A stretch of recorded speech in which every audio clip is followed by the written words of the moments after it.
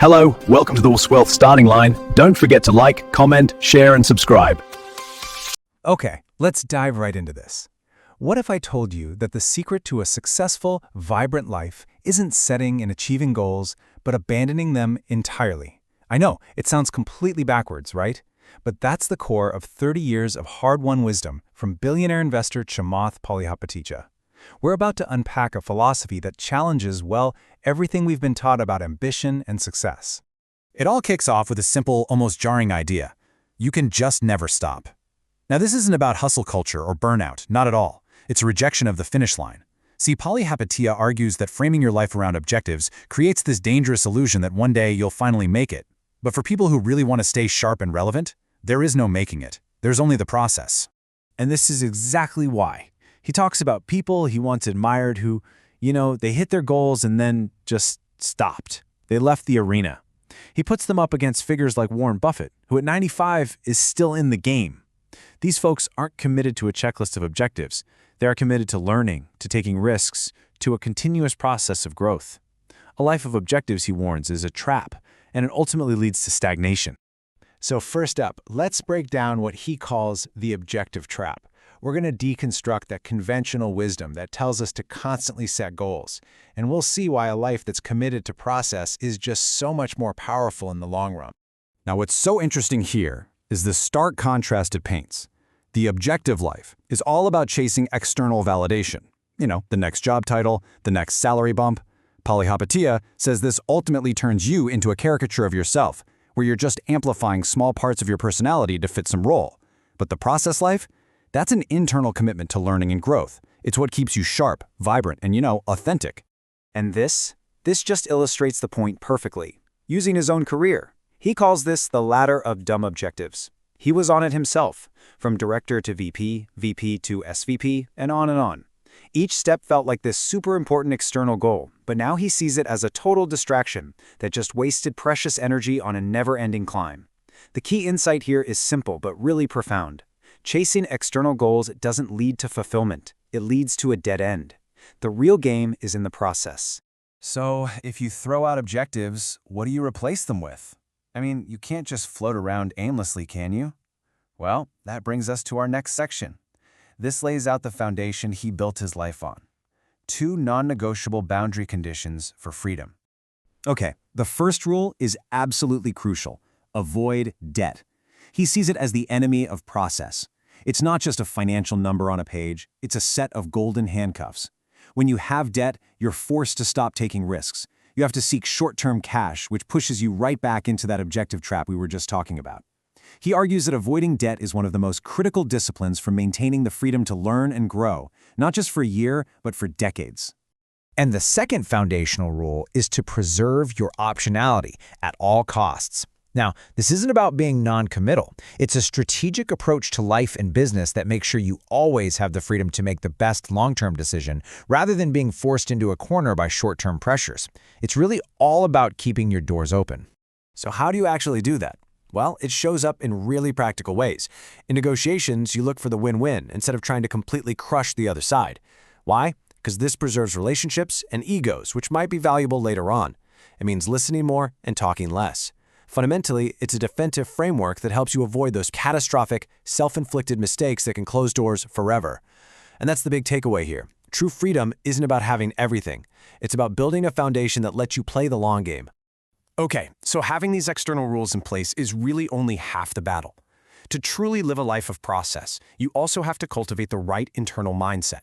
That inner game is built on 2 incredibly powerful pillars: radical humility and unflinching honesty. He says that learning humility took him a very, very long time. But it's not about being meek, it's about being a realist. Humility is the tool that lets you be radically truthful about the state of the world and your place in it.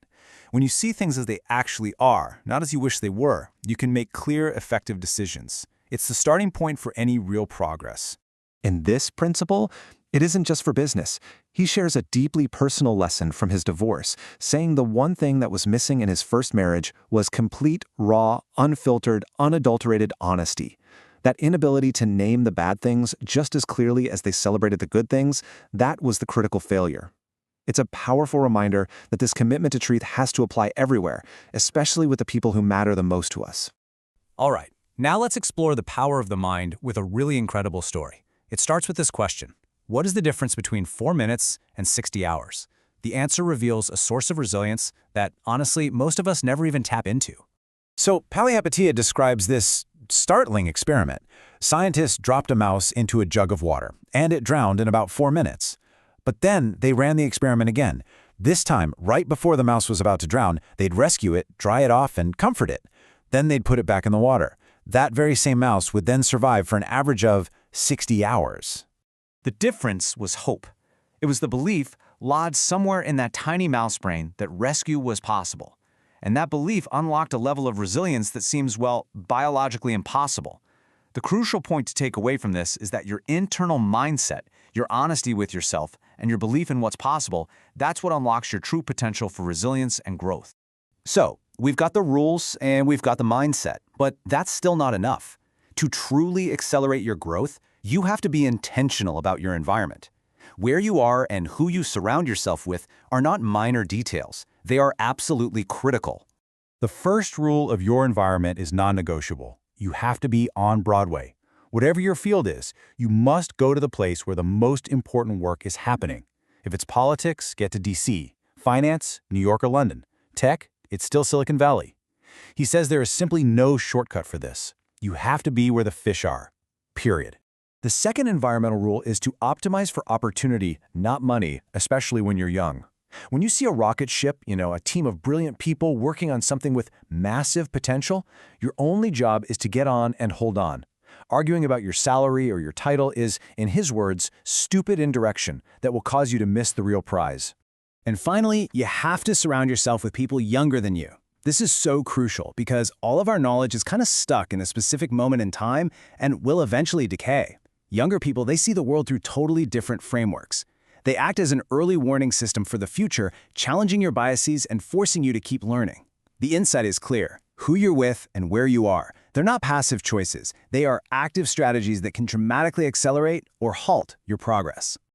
This brings us to the final and maybe the most liberating principle of all. If you can truly master this one, Palihapitiya says it's like having a superpower, completely and utterly ignoring the status game. Think about it. Society creates all these manufactured traps just to keep us busy chasing external validation. Being on a certain 30 under 30 list, getting into an exclusive club, being invited to a specific conference. We're taught to want these things, but what are they, really? They're distractions designed to waste your most precious resource, your time. Here's the core truth of it all. Status is a game, and it's a corrupting one. The moment you start chasing status, you are seeking validation from an external source, and that means you are giving someone else judgment over you. You start changing yourself to fit their expectations, and in doing so, you become beholden to people who absolutely do not have your best interests at heart. So the ultimate takeaway is this.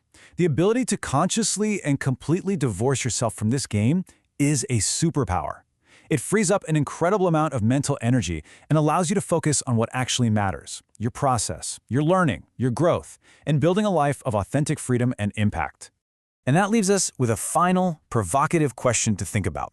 So take a moment and reflect on your own life. What is the status game that you find yourself playing consciously or not? And maybe, more importantly, who could you become if you simply decided to quit? Thanks for watching. Don't forget to like, comment, share, and subscribe. See you next time.